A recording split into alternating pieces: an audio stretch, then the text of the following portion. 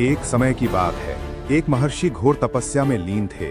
उनका तप इतना प्रखर था कि देवताओं का साम्राज्य डगमगाने लगा।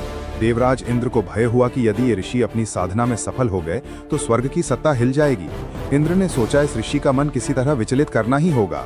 उन्होंने अपनी सबसे सुंदर अप्सरा रंभा को भेजा। रंभा ने वहां जाकर मधुर गान गाया, मोहक नृत्य किया और अपनी रूप लावण्य से ऋषि का मन मोहित कर दिया।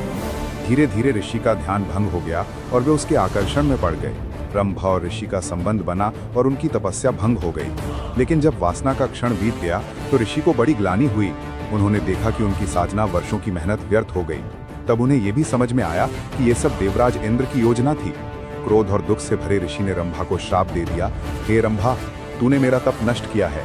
अब तुझे सहस्त्र वर्षों तक पत्थर की मूर्ति बनकर निर्जीव रहना पड़ेगा। इस बीच तुझे न स्वर्ग का सुख मिलेगा न किसी से प्रेम का।